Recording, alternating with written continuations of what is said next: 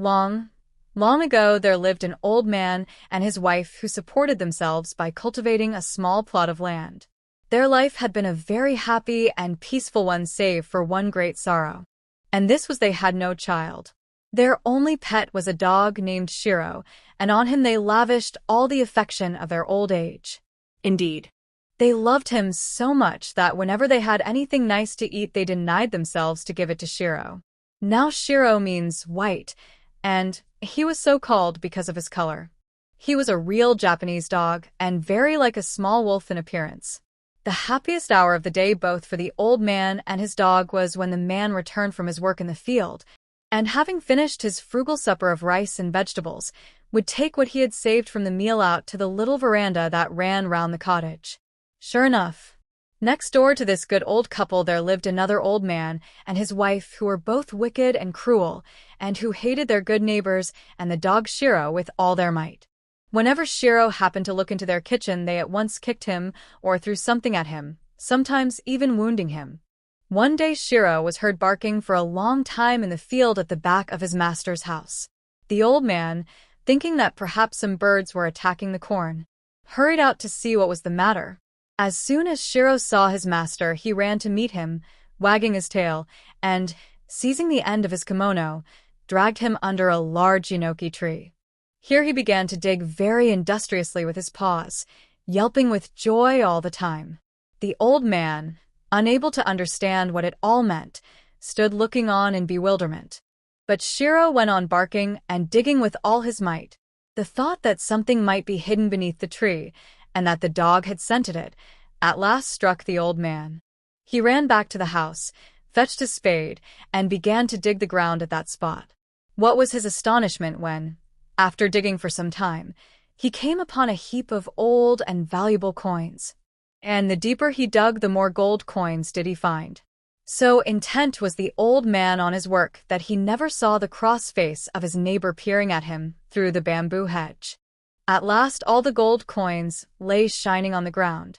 Shiro sat by erect with pride and looking fondly at his master as if to say, "You see, though only a dog, I can make some return for all the kindness you show me." The old man ran in to call his wife, and together they carried home the treasure. Thus in one day the poor old man became rich. His gratitude to the faithful dog knew no bounds, and he loved and petted him more than ever, if that were possible. The cross old neighbor, attracted by Shiro's barking, had been an unseen and envious witness of the finding of the treasure. He began to think that he, too, would like to find a fortune. So a few days later, he called at the old man's house and very ceremoniously asked permission to borrow Shiro for a short time. Shiro's master thought this a strange request, because he knew quite well that not only did his neighbor not love his pet dog, but that he never lost an opportunity of striking and tormenting him whenever the dog crossed his path. But the good old man was too kind-hearted to refuse his neighbor, so he consented to lend the dog on condition that he should be taken great care of.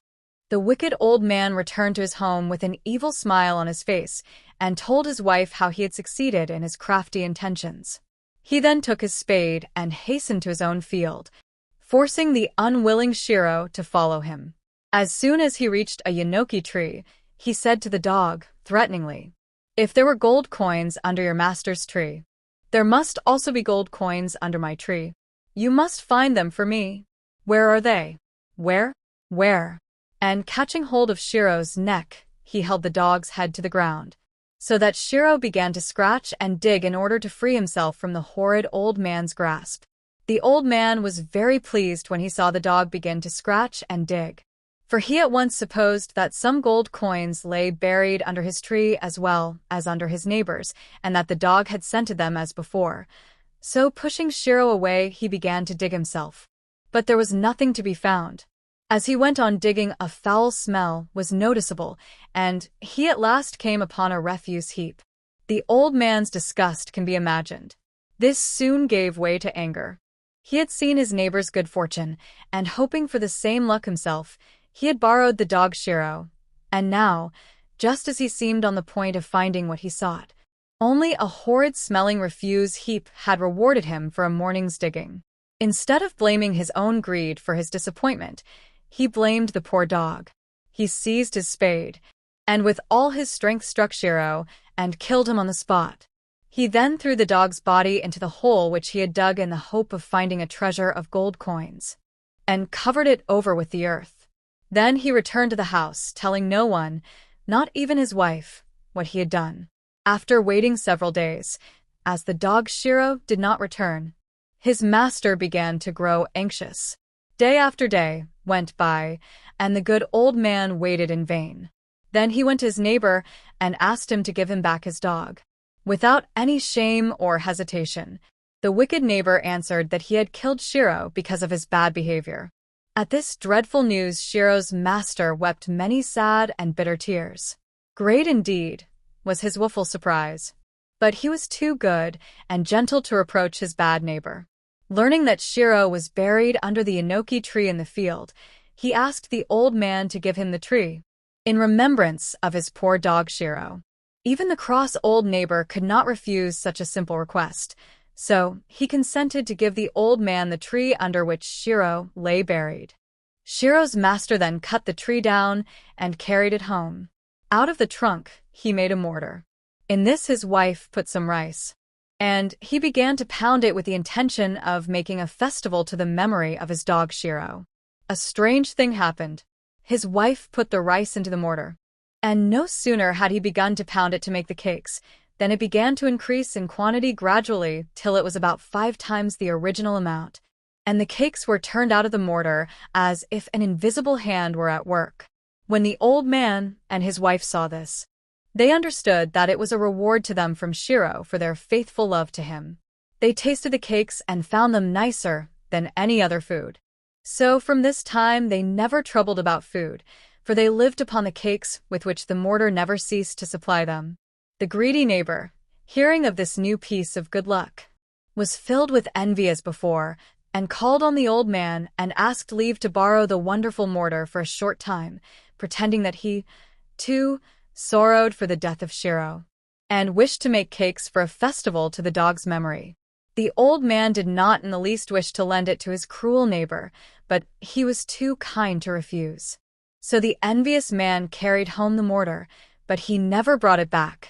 Several days passed, and Shiro's master waited in vain for the mortar, so he went to call on the borrower, and asked him to be good enough to return the mortar if he had finished with it. He found him sitting by a big fire made of pieces of wood. On the ground lay what looked very much like pieces of a broken mortar. In answer to the old man's inquiry, the wicked neighbor answered haughtily, "Have you come to ask me for your mortar?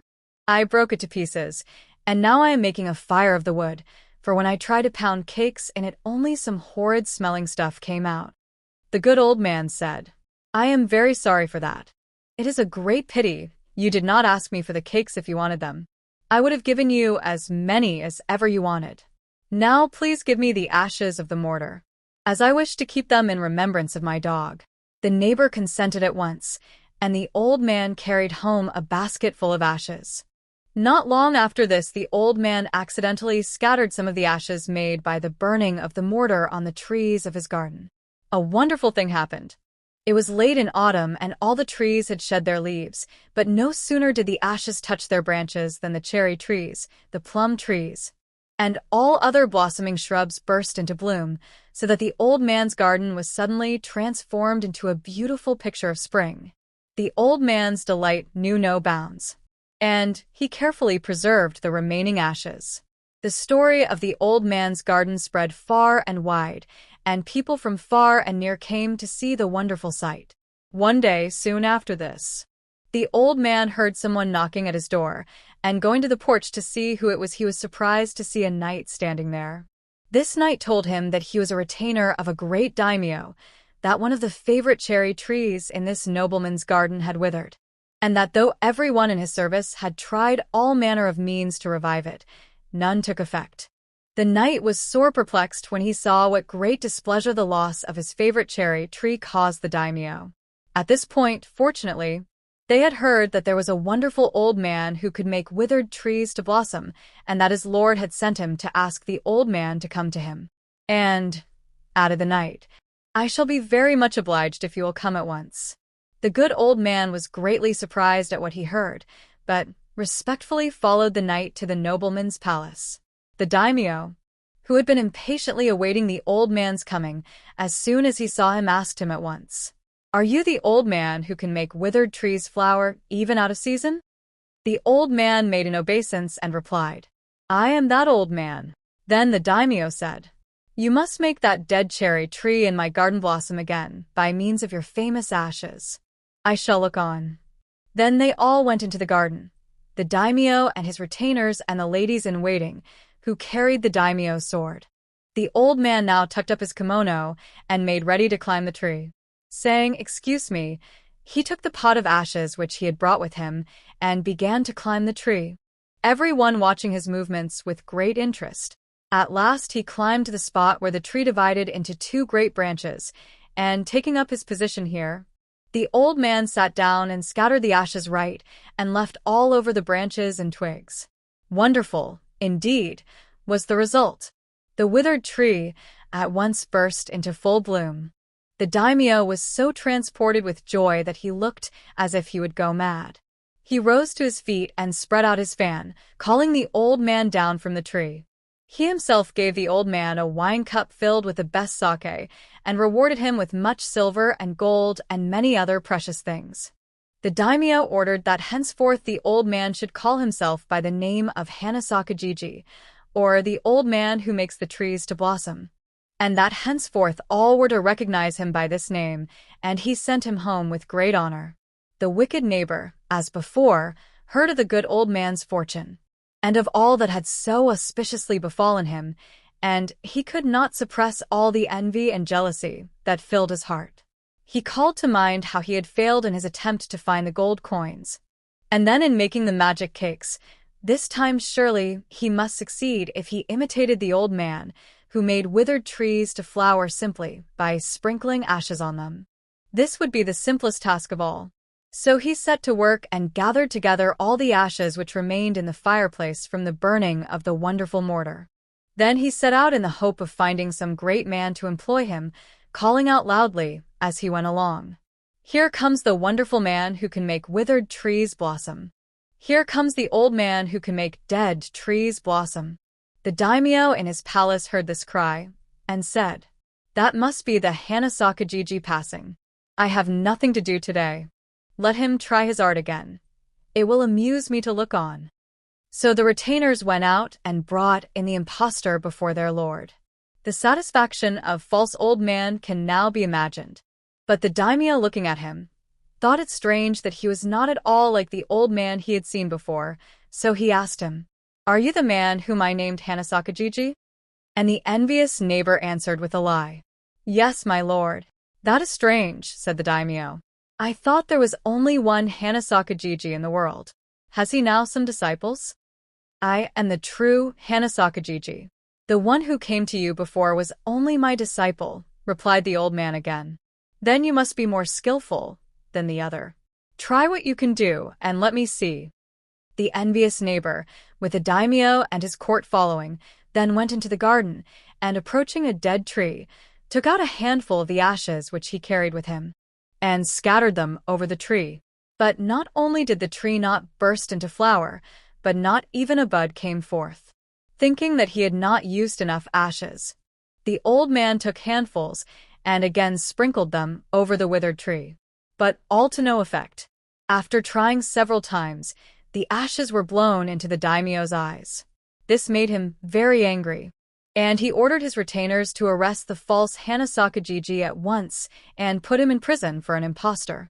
From this imprisonment, the wicked old man was never freed. Thus did he meet with punishment at last for all his evil doings. The good old man, however, with the treasure of gold coins which Shiro had found for him, and with all the gold and the silver which the daimyo had showered on him, became a rich and prosperous man in his old age, and lived a long and happy life, beloved and respected by all.